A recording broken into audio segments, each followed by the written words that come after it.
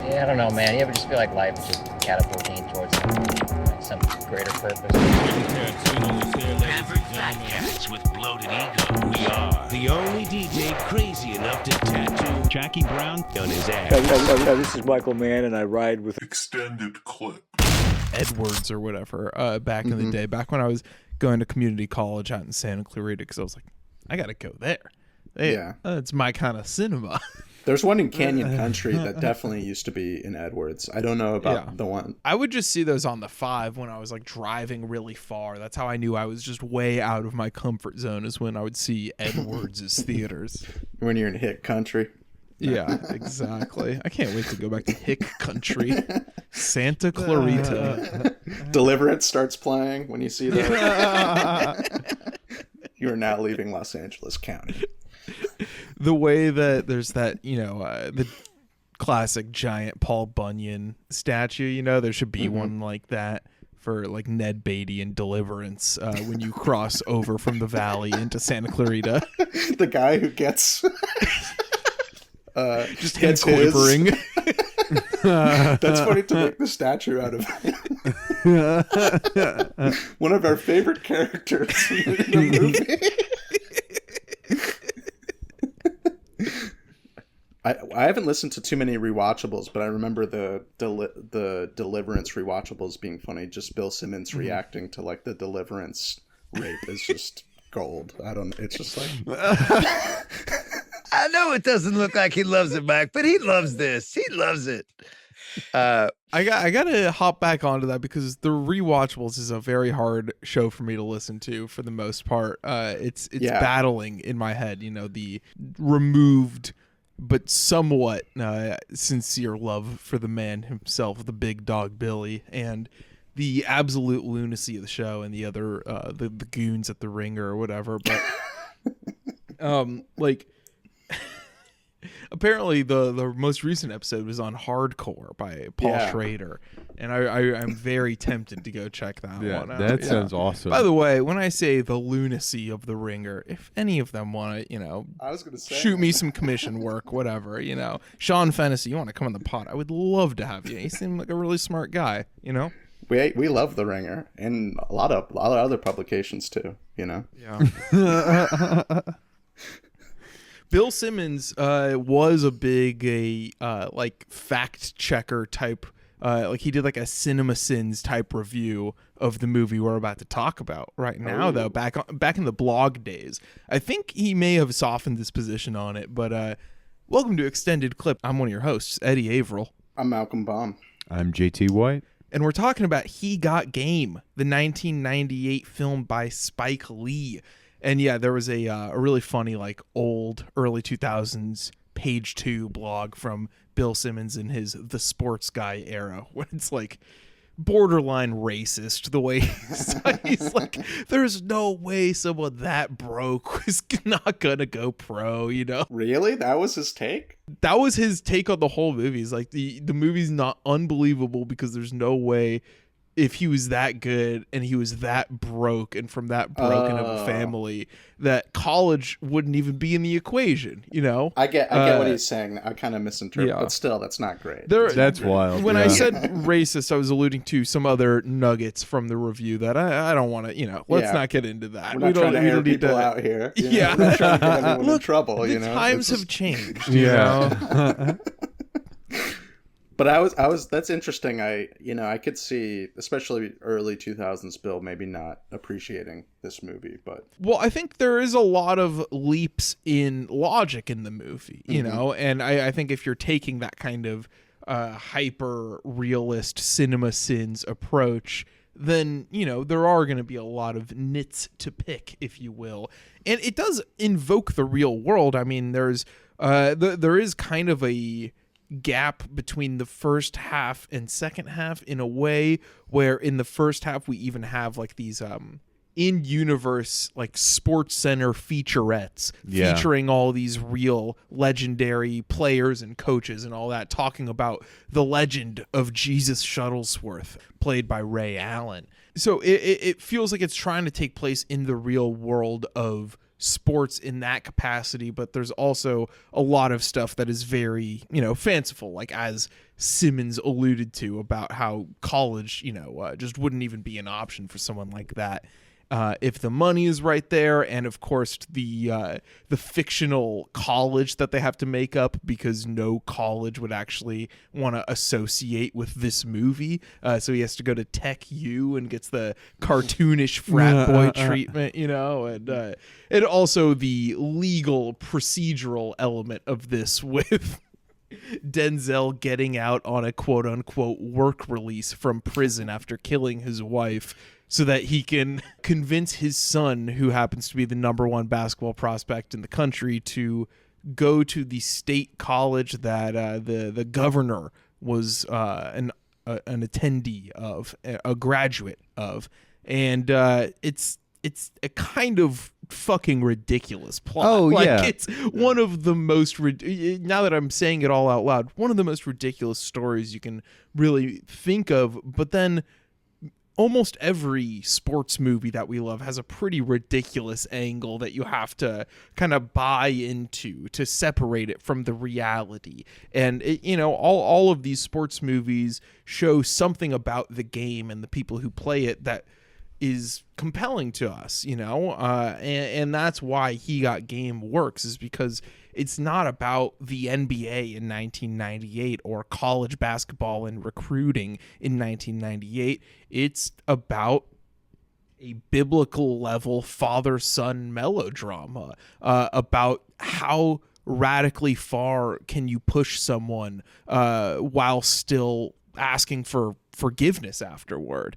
And the radical ending, I think, is just, I don't know, one of Spike Lee's great melodramatic swings in his whole career. And I think like separating this movie from reality is what makes it so great, and what makes the core relationships feel as titanic as they do at the end of it. Yeah, and like it's still steeped in like a sense of reality because it addresses like these real world issues, in very meaningful ways. And even the fact that Jake Shuttlesworth is like allowed to get a work release from prison to convince his son to join this college basketball team just kind of shows you there's some corruption at the heart of of these sports, college sports and professional sports.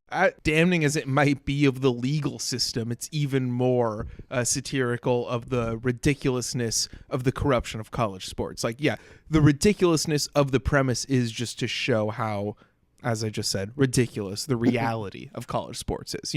It's a different type of ridiculous and unbelievable. And this is a subject that goes back forever. I mean, there's like a College Coach by William Wellman is an absurdist college sports corruption movie. There's even elements of it in the John Ford 1929 Military Academy comedy Salute, which is about the lead up to the Army-Navy football game. It's always been there. And I think Spike has always been a very over-the-top filmmaker, and he uses that to his advantage. He has so much to say, and he has so many stylistic tricks in his bag that he has to try to throw everything at the wall. And I think that's why the kind of absurdity of this movie is why it works so well. It just like really puts so much fuel into the fire of the main melodrama between Denzel and Ray Allen, who gives a pretty clunky performance, but I think I would say Denzel makes up for it to still just like the two-hander stuff works perfectly for me because Denzel is that good. Yeah, no, I agree. I mean, obviously, it's very clearly sort of awkward with Ray Allen, but also I think it kind of gets a pass because that character is at that sort of point in his life, and obviously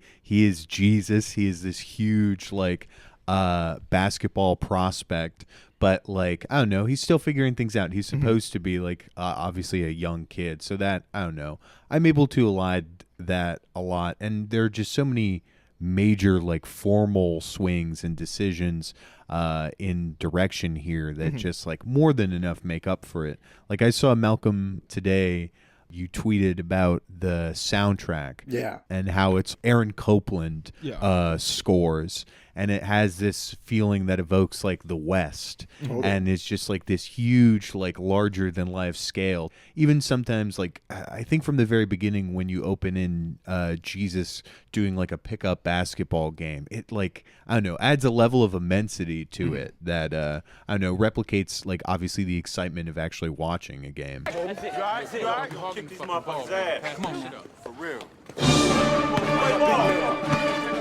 Big man. Clamps on that kid, man. By yourself, man. Let's go, baby. That's all. Break. Let's go, G. Yeah, it's kind of strange how the soundtrack fluctuates between Public Enemy and the Copland score that sometimes is even like the Lone Ranger theme or whatever it's called in the credits. You know, it's like really just straight up old timey Western compositions, and it creates a really great dichotomy because it's like, what is this movie about but a black subject, black community, black filmmakers? Public Enemy is providing the song portion of the soundtrack. What did Spike Lee go to film school and study and influenced him so much? Stuff like John Ford and Elia Kazan and Billy Wilder and all these classic American filmmakers whose films were very white. And I feel like there is a built-in dialectic to any time Spike invokes classic Hollywood. You know, he makes a point of it in stuff like Bamboozled, but it's always going to be there that this guy has studied the system from the inside out, going all the way back, and he obviously understands that racism was built into that system from the beginning, you know? And so I feel like there's always a kind of a political trail to go off if you want to. Anytime Spike Lee, even in his most commercial films, is invoking a kind of classic Hollywood feeling, or even just a piece of music that feels maybe anachronistic to a bunch of, you know, teenagers in 1998 on Coney Island playing pickup, you know, attempts at making it feel grandiose are also, I think, very well accomplished. You know, the stylistic flights of fancy, whether it's the crazy crane shots or the scenes that are color graded very experimentally even, sometimes, you know, those are misses, like when Lala character is fucking hulked out in green, and you know, it's like he's never been subtle with his stylistic choices, but that's why he puts so many of them in the movies, you know. And I love that aspect of the movie. No, I think the dichotomy you were talking about before, you know, with the soundtrack and the movie, like it's also kind of present at the beginning where we kind of have the beautiful opening shots of, you know, mostly kids playing basketball, and, you know, and he makes a point to show white country kids, Larry Bird type players, you know, practicing basketball, and then, you know, showing, you know, black kids playing basketball in like inner cities. And, you know, even that first meeting with, the warden, when they strike up that deal, like the warden, you know, makes sure to mention, you know, James Naismith, you know, invented this wonderful game, you know, this white creator. And also it's funny that I've seen that actor a lot before. I can't remember his name, but he looks like Steve Clifford, the Hornets coach. Ned Beatty? Yo, is that Ned Beatty? Oh, fuck. Yeah. Goddamn. We were just talking about building a statue to that man. True, you know? yeah, Deliverance. You know, it's, you know, that's points off my card. You know what I mean? That's for sure. Look, he looks a lot different in the you know, assault scene in Deliverance than he does in He Got Game. Okay, you know, it's understandable. It's called being an actor. Well, then I should be unrecognizable. I should word it. Steve Clifford kind of looks like Ned Beatty. That's how I should word it, out of respect. Well, you know, some of those games where the Hornets were down like 40 this year, I get, you know, there's definitely shades of certain scenes of Deliverance there. Just got to sit there and take it, you know. You just wait till next season, you know, reload after the draft. LaMelo Ball is just like in a cast playing the dueling banjos thing up in the seats, you know. Charlotte's pretty country, right? Country enough, you know. Yeah, right. Yeah. as we talked about, the movie starts with a very indecent proposal to get Denzel Washington's character out of prison to, do this quote unquote work release kind of thing. And it's presented with a lot of style, like a lot of wipes and fades help the exposition go down a lot easier. And that's where it feels like Spike Lee's taking a lot from Kurosawa, the way he uses wipes. I feel like you could trace it to George Lucas, but George Lucas also got it from Kurosawa. And I feel like there's always been a understated line between Kurosawa and Spike Lee in their over direction and overacting in their movies. I mean, High and Low getting remade by Spike with Denzel is going to be perfect because they're just as 11 out of 10 amplified as Kurosawa and Mifune were in the best way, So we get a little intro to how Jesus is living. He lives in this weird apartment setup where I guess it's revealed later that his coach was helping him get hooked up with, where his legal guardian now is his weird ass uncle who's always rubbing mojo all over himself. So he got like his own apartment in the same project building with his sister, who he kind of is the de facto parent of now. And Denzel comes back into their lives, and right away it's just pure rejection and resentment. And slowly over the course of the film, we get more and more flashbacks of what their relationship was when the Ray Allen character Jesus was growing up and he was a kid. And we get these like endless, scenes of Denzel just drilling him like the worst parent coach you can imagine. And then slowly throughout the movie, it builds up to the climactic flashback, if you will, the game that he's playing one-on-one with his son. And it's pretty funny when you think about it. It's just like if it wasn't scored by that epic music and everything. Yeah, you were just a dad getting drunk there. and just belittling his son, just doing hard fouls, blocking the shit out of him, and it's the classic, he's got to toughen the kid up, but he goes too far, of course. And this is when the young Jesus throws the ball, yells, "I quit." And that gesture comes back later in the movie, of course, but he then goes inside, and it shows the horrifying sequence of Denzel throwing his wife across the kitchen and her accidentally throwing her right into the kitchen counter, a blow to the head that kills her. And I mean, Spike's ability to kind of fluctuate in tones here is really impressive because, within 15 minutes of this, we get some really raunchy, like, stuff in terms of sex comedy almost. Like mugging while Ray Allen has a threesome, and you cut to Denzel like totally mugging into camera, like, what's going on here, And but I think both of those moments play perfectly. It's a real balancing act of tones that he's able to pull off. It's maybe one of his greatest skills as a filmmaker. Is like, it feels like 5 different movies often on a pure tonal level, but somehow they all feel in place. Yeah, and I mean, they're all sticking to that like larger than life, like melodramatic scale. I think that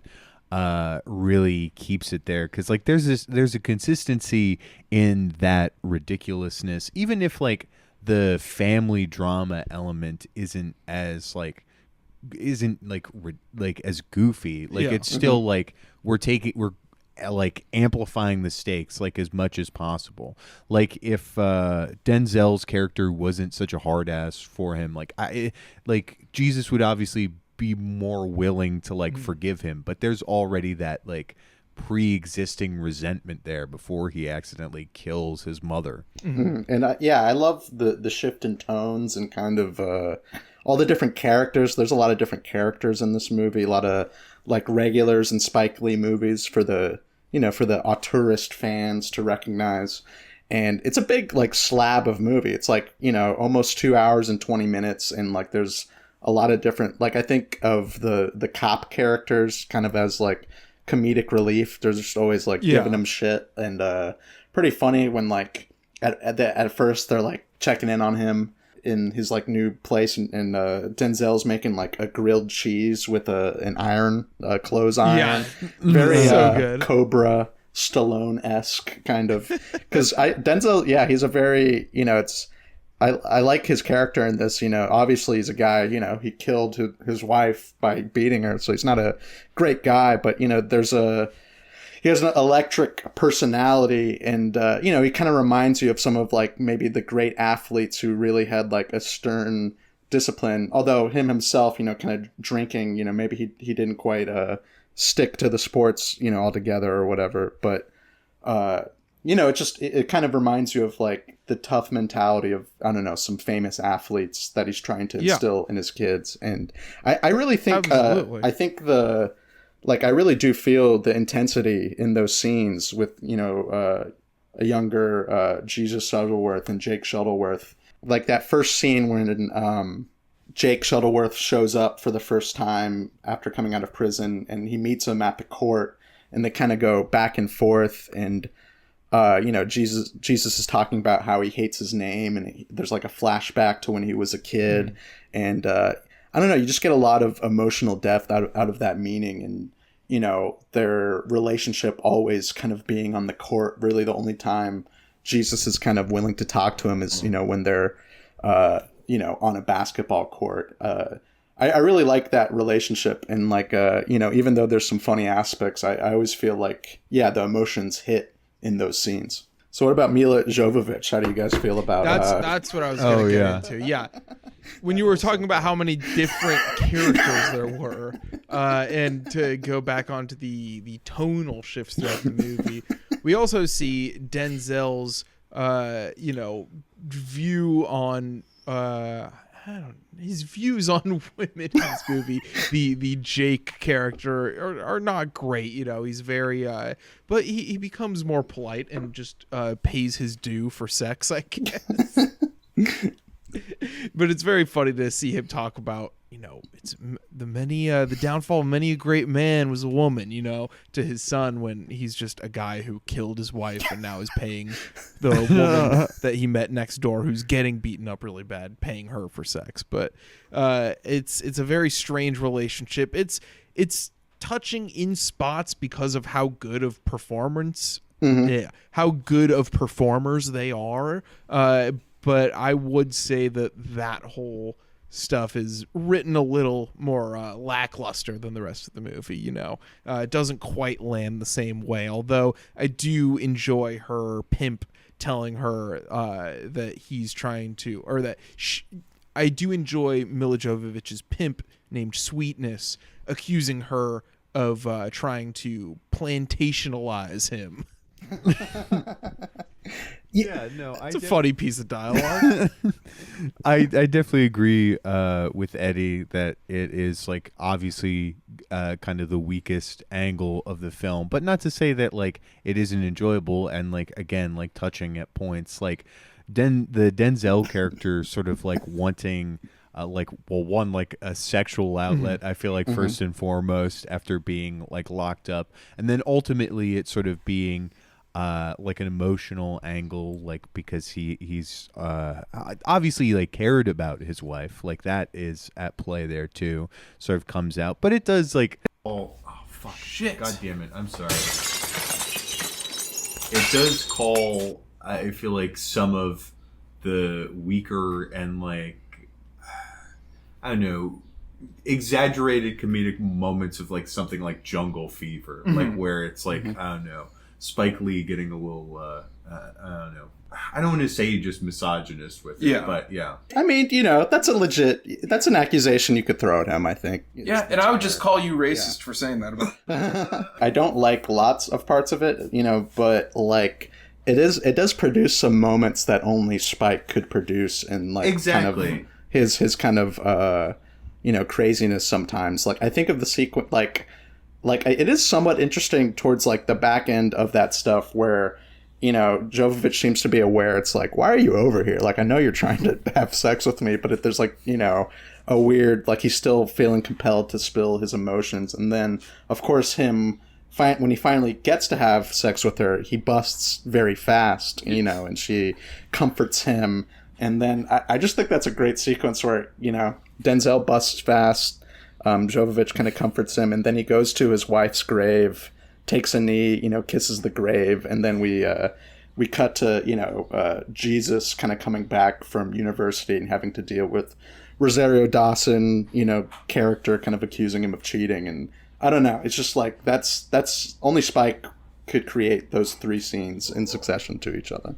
The funny thing about that also is the lead up to it, because the parole officers give Denzel the money to go get laid.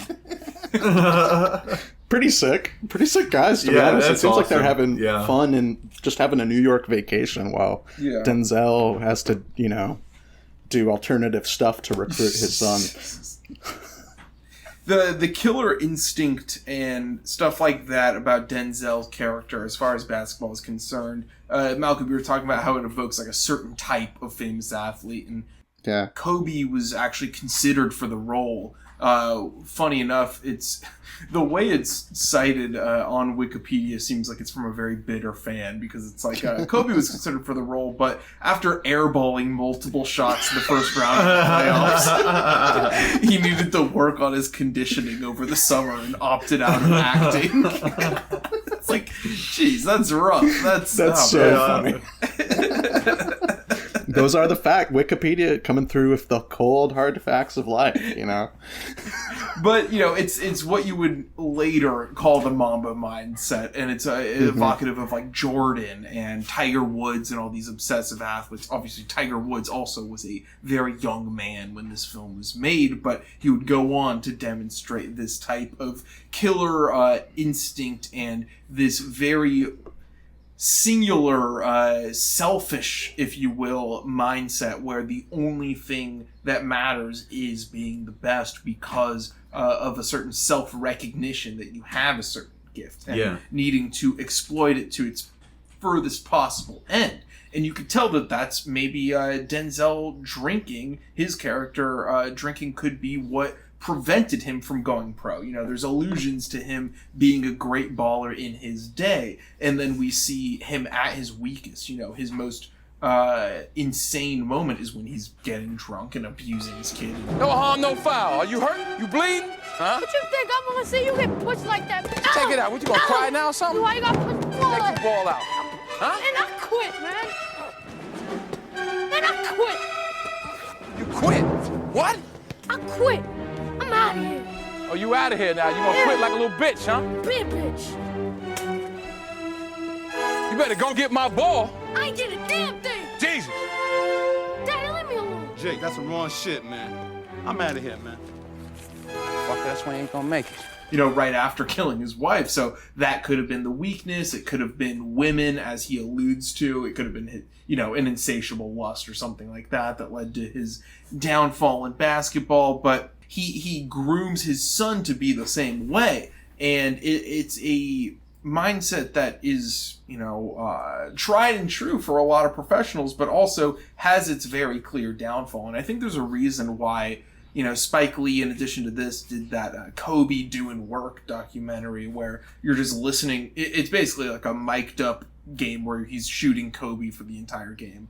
And I think that he's really interested in that psychology because it creates these larger than life figures in their own worlds. It's like you're creating this Jesus-like figure. You have to be a savior for your family and your extended network because you have these God-given skills on the basketball court. And so it's like, well, if I am that good at scoring a basketball, I do need to shut everything else out so that I can get a huge deal and then take care of all my people, you know? Mm-hmm. And then it just turns into selfishness and greed over time and obsession and, you know, violence as we see in this film and hatred and distrust of women and all that good stuff that we see as the downfall of men in movies like this and all kind of stories like this. Yeah, I mean, it's obviously like no coincidence that like names you had mentioned like Jordan and like Tiger Woods like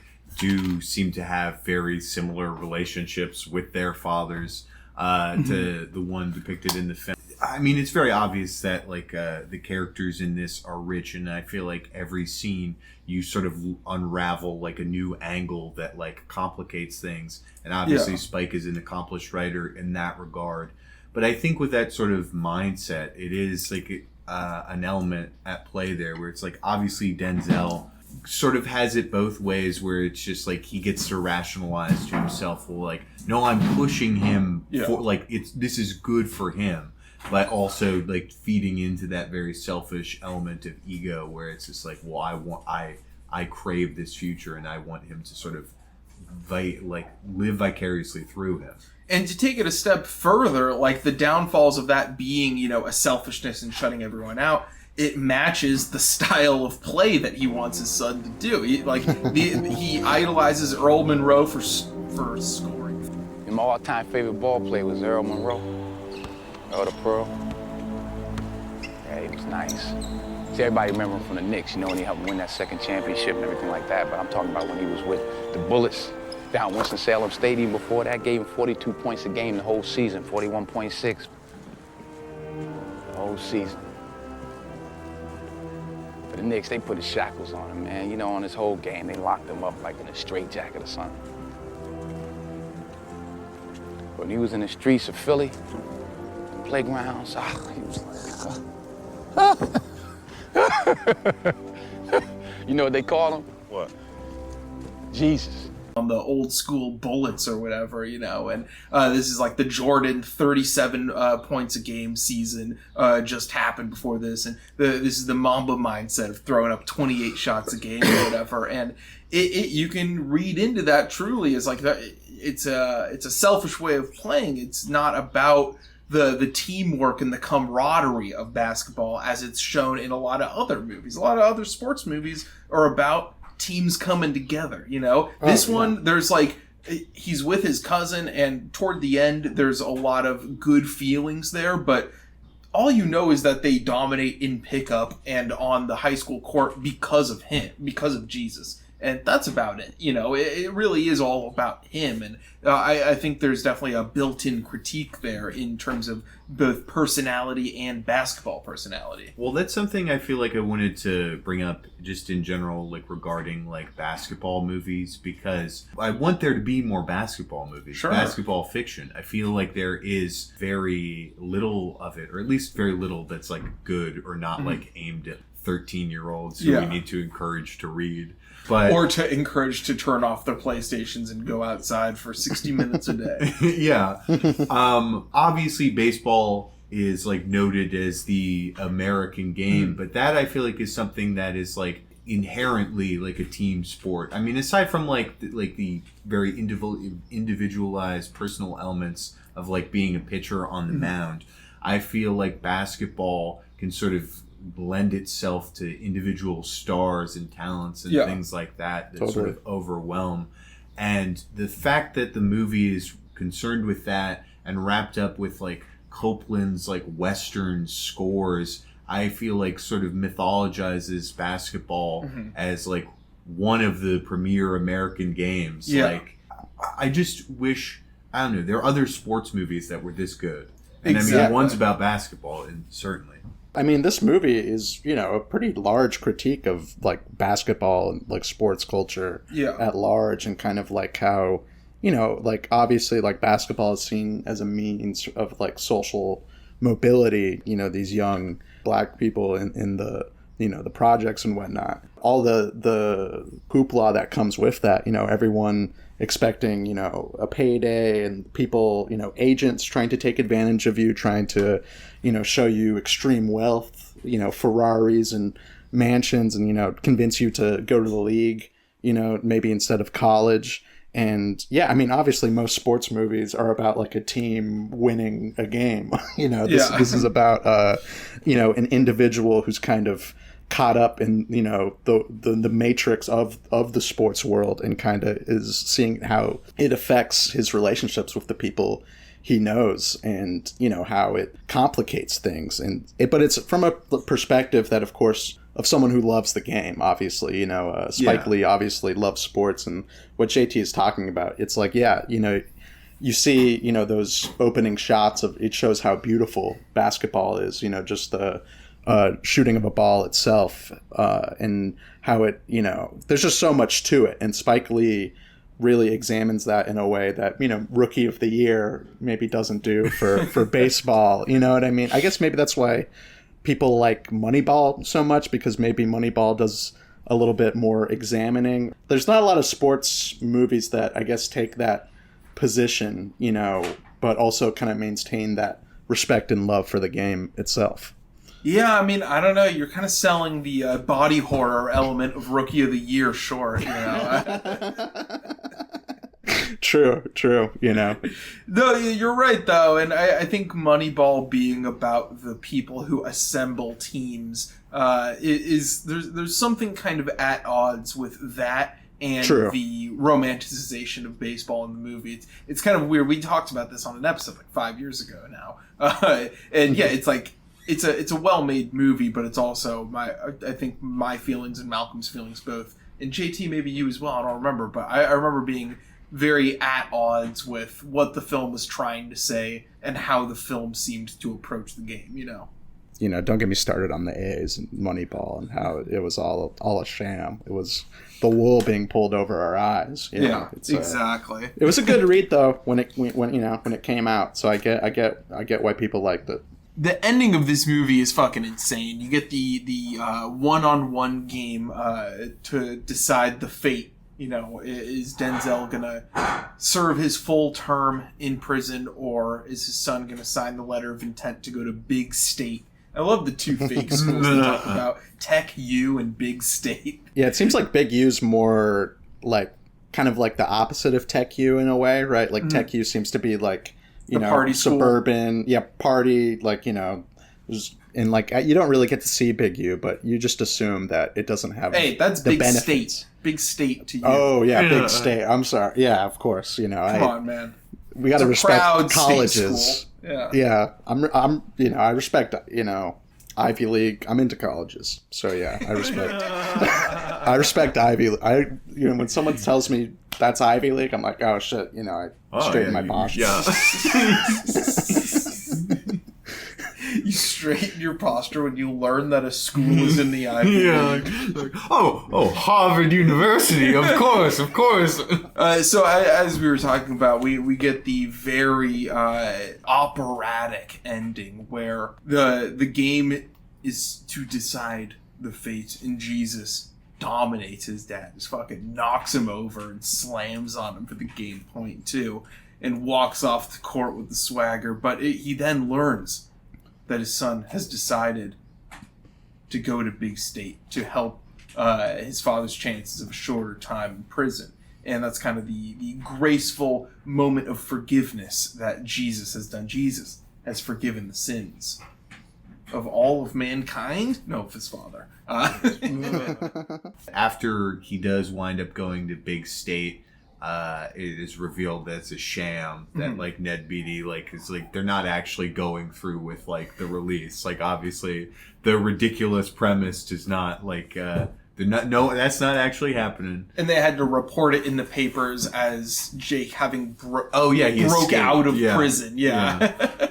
But then toward the end we get a little intercutting of Jesus and Jake shooting some hoops on an empty court, as we did in the beginning of the movie, but this time a prison yard and a giant stadium where he's going to be playing for Big State are the two locations. And Denzel looks like he's about to do suicide by prison guard as he walks into the forbidden zone in the prison yard, and he's got a sniper trained right on him and imitating the gesture that his son had done years ago when he quit the game. Which is, you know, you could say that that's what really sparked the violence in Denzel to eventually kill his wife, is that his son quit, which is just the worst thing he could ever imagine. He repeats that gesture and throws the ball over the fence, you know, to quit that system and that life and everything. And maybe he's okay with getting shot in that moment if he does. And he doesn't.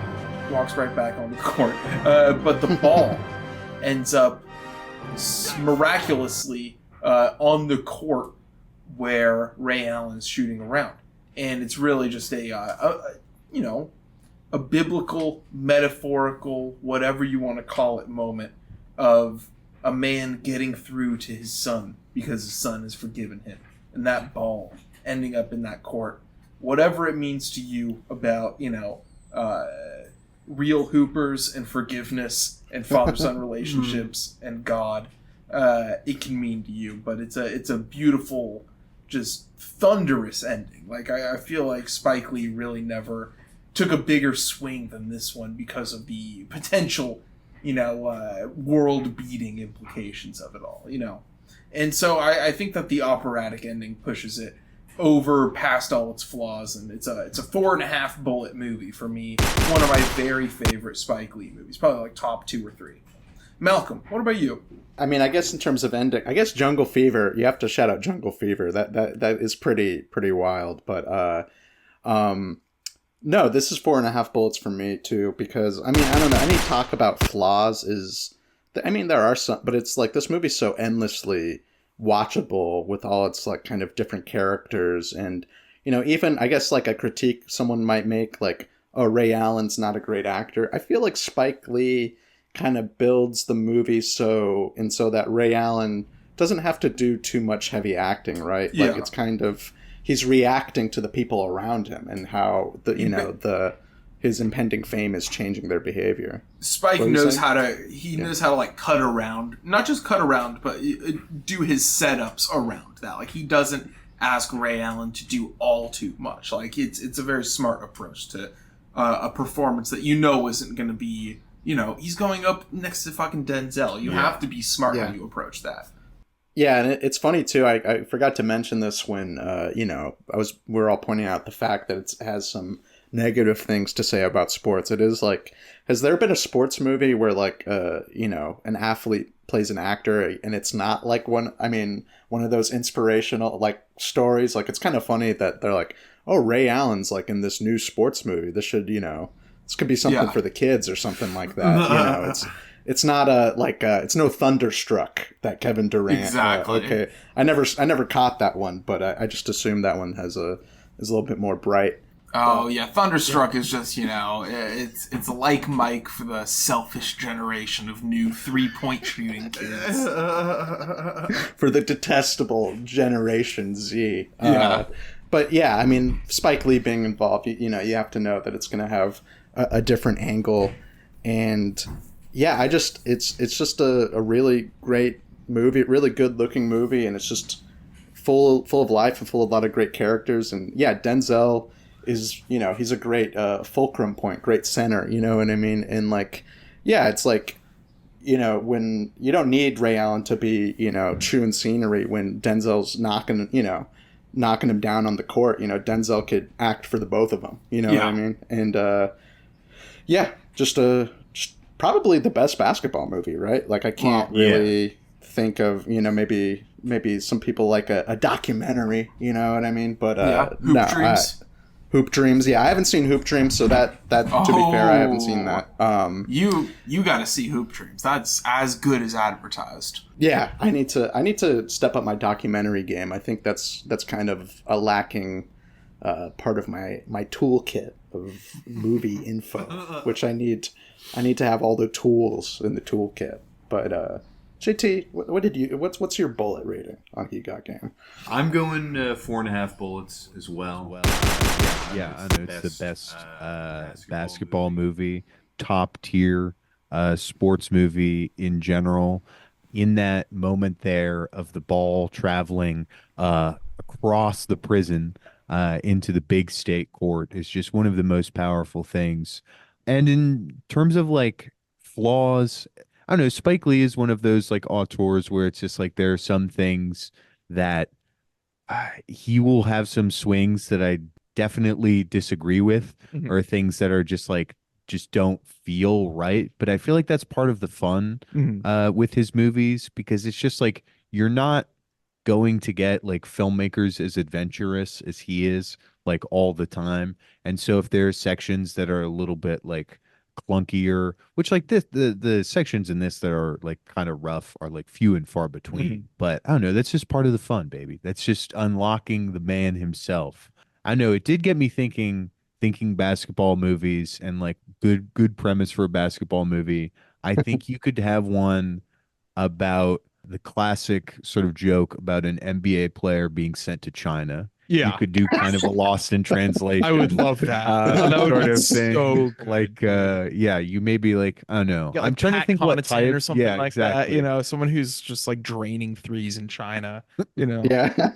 I remember having an idea of like some sort of like this could be like a HBO miniseries of a player like Kevin Durant following like, you know, he's arguing with the fans on Twitter and stuff like that. I say Durant. I don't know why it's specific to Durant, but it's obviously JT's concept's a little bit more developed. There's not really. I'm Wait, thinking so like your concept is watching Kevin Durant go it's on like Twitter and argue with people. Well, I think it's like a HBO Girls, but it's like about Kevin Durant Well, I or think- something like that. Like a modern evaluation of the Honestly, modern you could NBA kind of- player. you could kind of mirror the two in getting a modern NBA player who has too heated of a persona and is too Yeah. vocal about that they have to ship him off to China. I would like to Oh. just have HBO reboot Girls and add an NBA player to the cast. There was the famous incident with Lena Dunham and Odell Beckham Jr., but I don't know how she fares with the NBA crowd. So, you know. All right, we'll be right back on Extended Clip. Anthony for three. Bang! That one goes down, and the game is tied. Anthony for three. Puts it in. Knicks by one with 8.2 remaining. Rose trying to get open, fires away. Bang! It's over. The Bulls win at the buzzer.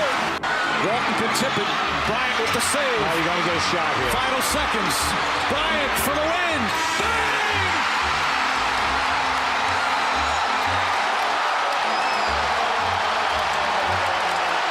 Paul falls down and lost the ball. And you've got numbers right now if you're the Bucks. Holiday, Middleton, inside, he backs it home. Timeout, Phoenix. This building is shaking. On him. Throws it up for Ayton. Shot blocked by Antetokounmpo. What a block from Giannis. Rise, hop step inside, closes up, misses. Rebound taken by Iguodala. Iguodala to Curry, back to Iguodala, up for the layup. Oh, blocked by James. LeBron James. Everyone knows that you don't need size to compete in this industry. We're back on Extended Clip. We were talking about the sex industry on our break, but we are done talking about that. The what industry? What? We are here. It is the NBA playoffs. The games tonight are just about to tip off, and we have basketball fever. That's why we talked about He Got Game. It's because JT is deeply sick. He has the basketball fever, and I'm very brave to be in the same room as him right now. You know, a lot of people would say quarantine, 15 days. You know, you got to get your tests done. But because of this basketball fever we've been inflicted with, I think what we're going to do here for a little segment, a little experimental segment fusing basketball, cinema, and our imaginations of the mind, which is a great phrase I just coined, by the way. We are going to have the first annual extended, I don't know if it's annual, but the first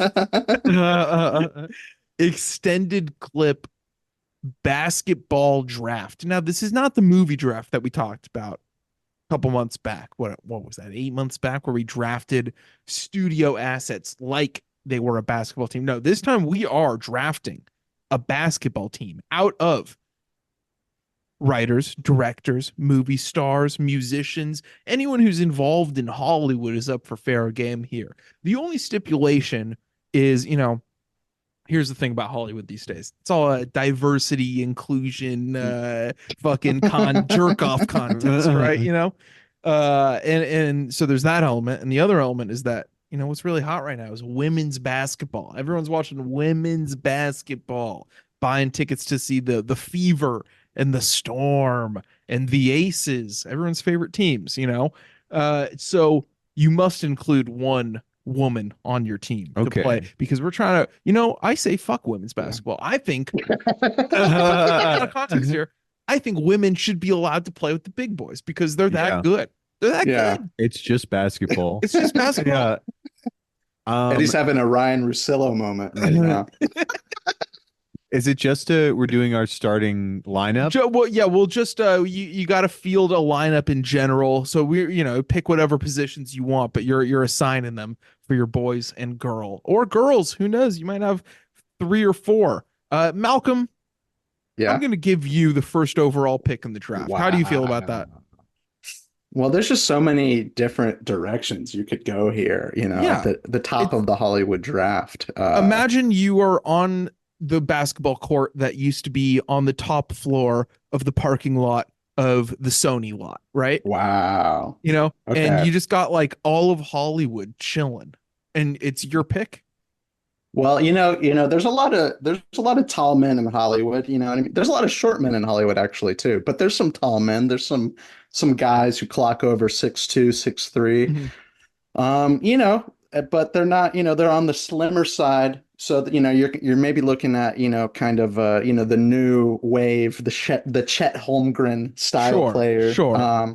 But I need a guy who's going to intimidate people out there. Okay. And if it's not going to be with his size, it's going to be with his persona. And so this might be a surprise to people, but with the number 1 pick, I'm picking Vincent Price, 6'4", the abominable Dr. Phibes himself. Yeah, I think he's going to scare people out there. I think people are going to be a little bit intimidated by him. He is a very underrated trash talker. He is probably like the best trash talker in the game right now in terms of Hollywood pickup. JT, you are on the clock for the second overall pick of the Hollywood pickup basketball draft. This is kind of like, I feel like it's a real cheat answer here, but I'm getting Yorgos Lanthimos. Ooh, okay. Because, of course, famously, he was a Greek basketball player. Europeans are big in the league now. I think, obviously, he's a little old now. Got to work out a few kinks, but I think he'll be a key player in my team. And he has the experience, too. Yeah. That's the thing. The other guys on the team are going to look to him to learn. See, here's the thing about Yorgos Lanthimos. Film style reflects basketball style. He's a ball hog. And he shoots like 20% from the field, Also, you look at those numbers in the Turkish league, he played like shit. His PER was like 6. He gets off too many shots, just like his movies. Exactly. He's throwing on the wide angle lenses, just like he's taking hook shots from 3. It's like, Yorgos, what are you doing? But he's a pro. That's one thing you can't take from him. He did go pro. He went pro. He is the only professional basketball player technically in the draft, I think. Well, okay. We'll see. Yeah. We'll see. My pick is Adam Sandler. A notorious he was on my basketball board. Player. Adam Sandler is going to be my point guard. He is my one. He is my absolute rock. He is my assistant coach as well. I am coaching the team, by the way. But when I'm sick, Adam Sandler is the player coach of the team. Malcolm, we're not snaking this one. Malcolm, it's back to you for round 2. This is, the draft, all the draft guys, NFL draft is pretty soon. So there's got to be some draft guys listening who are, they're going crazy right now because this guy should have been the number 1 overall pick. And, this could get dicey. This could get controversial, but I think he's earned it because he has bona fides in the acting world. He was in great TV shows like Party Down. I have to go with Rick Fox, who is an actor in his own right. And to prevent you from picking other basketball players, it's like Kevin Garnett, LeBron, Michael Jordan. They kind of all just did one movie so far. Maybe Garnett's going to pursue more acting as themselves too. Yeah, as themselves. So Rick Fox played a character on some daytime TV shows, right? Yeah, no, it seemed like he was legitimately wanted to, not just do cameos, but, act. Yeah. And has.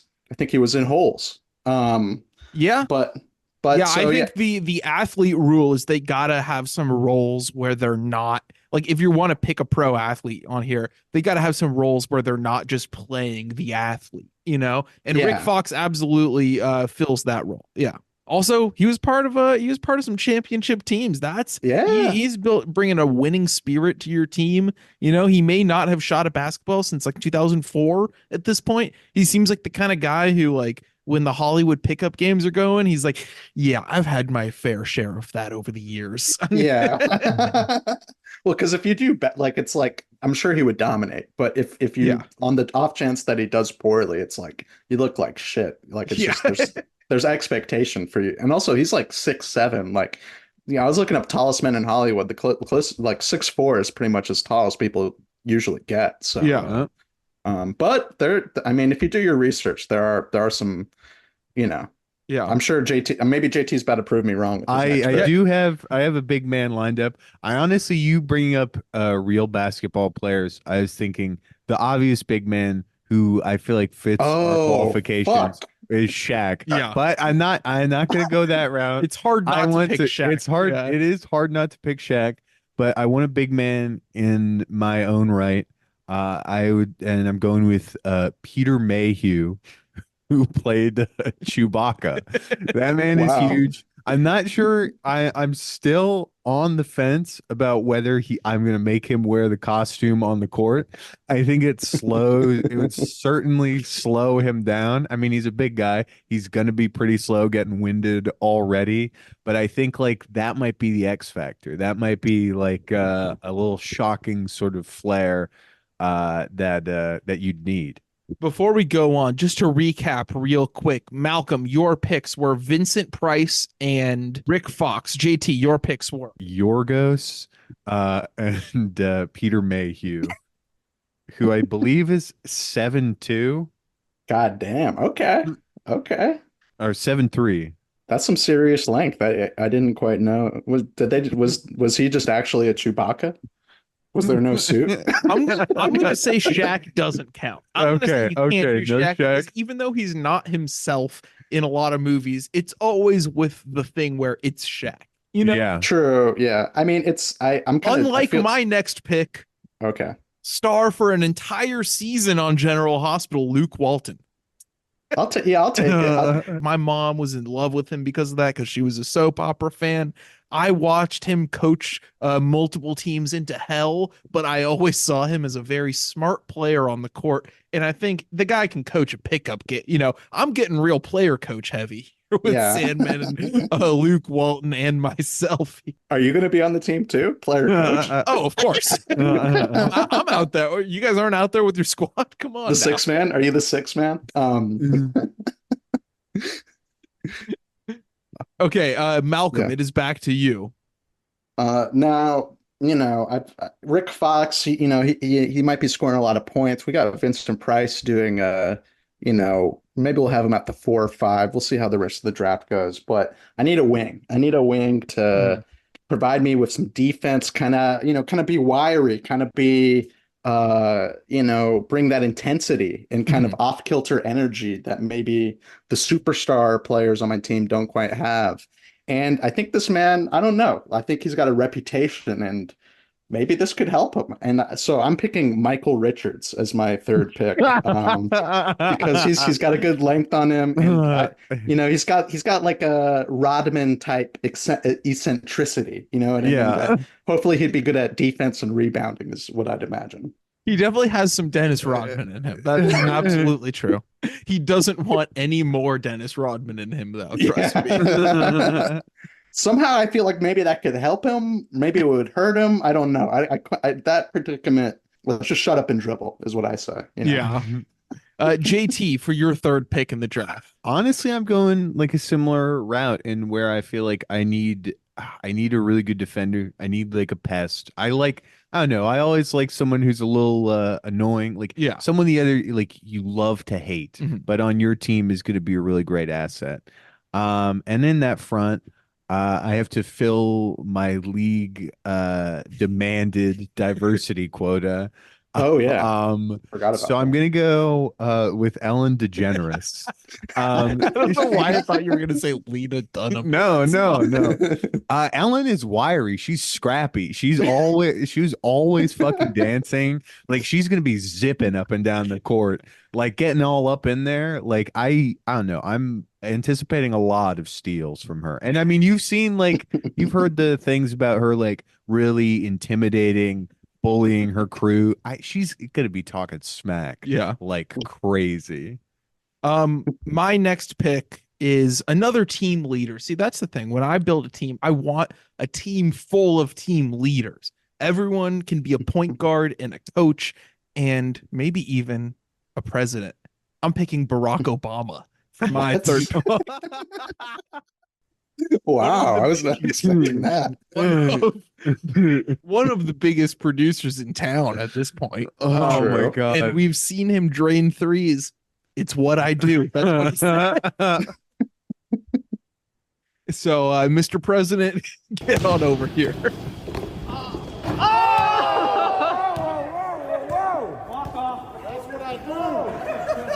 That's what I do. Malcolm with the fourth pick in the draft, or the fourth round, first pick. I have to admit, and it's telling that I guess JT picked, but I'm having trouble coming up with my woman pick. I'm sorry, that's not good. That reflects poorly on me.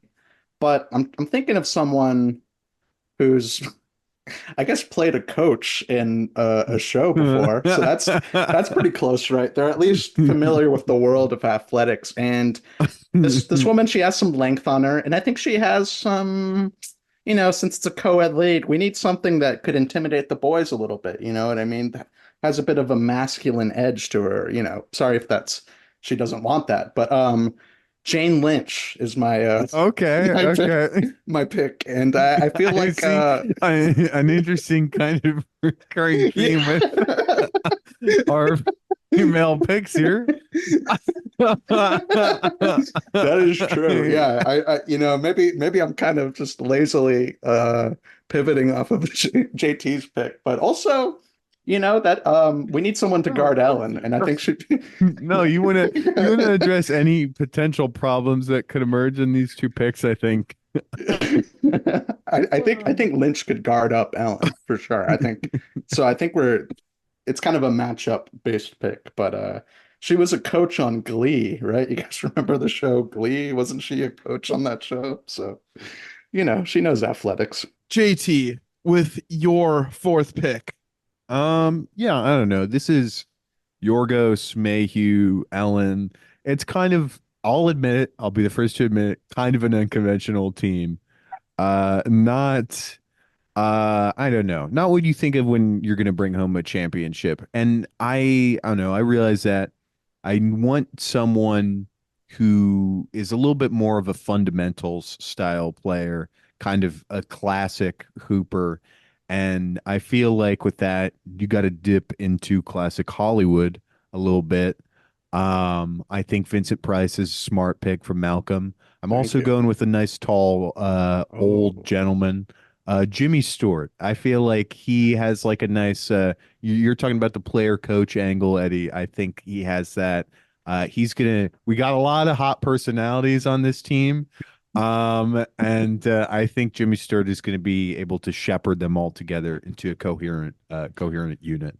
Now, when I instituted the one woman policy of the draft, I had my pick in mind, but then when Malcolm started describing Jane Lynch, I thought he was going a different direction, and inspired me to change up my next pick. I'm going to go with a former coach of the New York Knicks in the movie Eddie, Whoopi Goldberg. Of course. Yes. Who is just a magnetic personality. Her and Adam Sandler goofing off on the court, while Luke Walton and Barack Obama are running a two-man game. It's unstoppable. It's someone's going to make a television show about how great my basketball team is, That's just a built-in fire dynamic. So, yeah, Whoopi Goldberg, I'm going to slot her in at the power forward.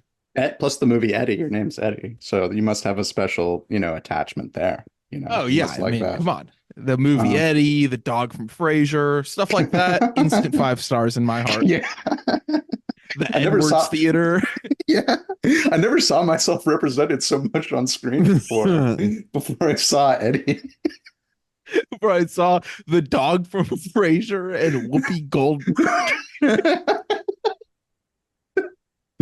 People talk about representation. That's representation. We need more Malcolms on screen, more characters named Malcolm.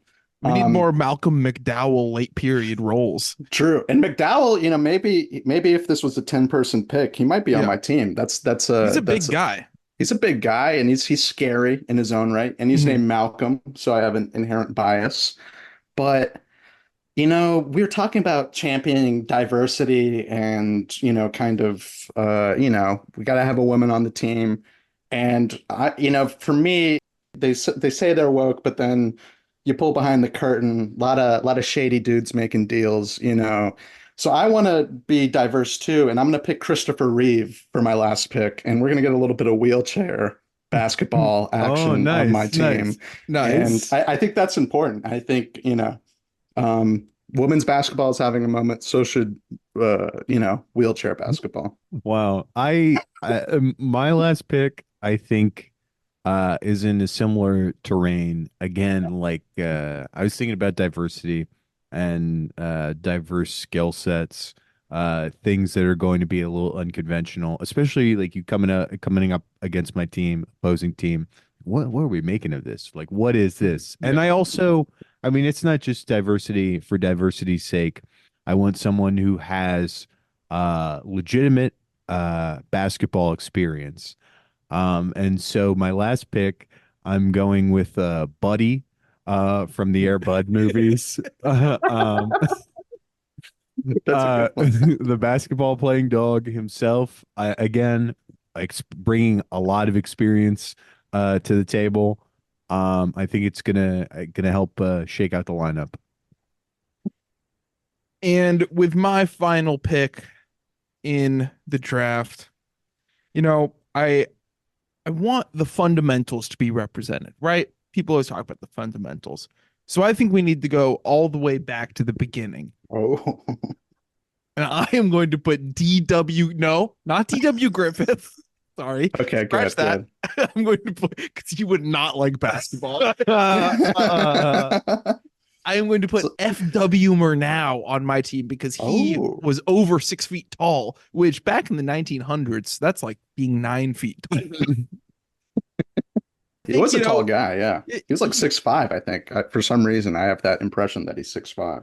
Experience lends a strong hand here, and we don't want our basketball players to get caught up in the world of lust. And this is a guy who died, either giving or getting roadhead. I'm always forgetting which way it was, but so his ghost understands like the severity of that. He'll be like, "Look, man, I died already doing that shit. Don't do that."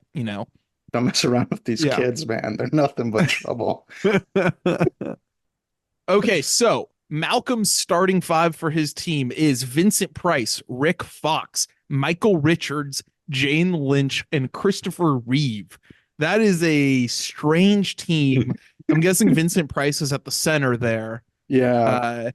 Christopher Reeve is kind of positionless. Yeah, he kind of roams around. He's a floating defender running into people's legs. I'm just curious about getting called for traveling. Does it have to dribble or no? That's the cheat. That's the hack. Rick Fox could just put the ball in Christopher Reeve's lap and just charge at the basket like it's football. I think because we're doing 8 Mile soon, that must be the Christopher Reeve, the Eminem influence on this episode. I had to shout out Christopher Reeve. JT is throwing out a killer team on this blacktop on top of the studio lot at Sony Pictures. We got Yorgos Lanthimos. We got Peter Mayhew, maybe in the Chewy suit. We got Ellen DeGeneres. Got old Jimmy Stewart and Buddy from Air Bud. Now that is a well-balanced team, Buddy's a great lob threat for sure. Yeah. For Allen could just dish it up to Buddy. That's dangerous right there. Exactly. That's super dangerous. I feel like it's a lot of like I feel like it's Ellen at point guard, and then like the rest of them are all power forwards, kind of. You know, it's kind of a new strange basketball. lineup. Yeah, it's the new NBA. Exactly, positionless basketball. And then my team that I'm throwing out there on the court is Adam Sandler, Luke Walton, Barack Obama, Whoopi Goldberg, and F.W. Murnau. Look, Was it Luke Walton or Bill Walton? I forgot. I said Luke Walton. Yeah. No, it is Luke Walton. Bill Walton wasn't on General Hospital. You know, Luke Walton was. He was a heartthrob. Look, if I could take Bill Walton, I would. You know, he was For a some much reason I better thought you player. said Bill Walton. I think maybe I just heard Walton and assumed Bill, but yeah. That would have been I much didn't better catch for the that. team, but I'm sticking tried and true to the concept, you know. That was a fun draft. Okay, everybody. That was a fun episode. We will see you next week. Bye.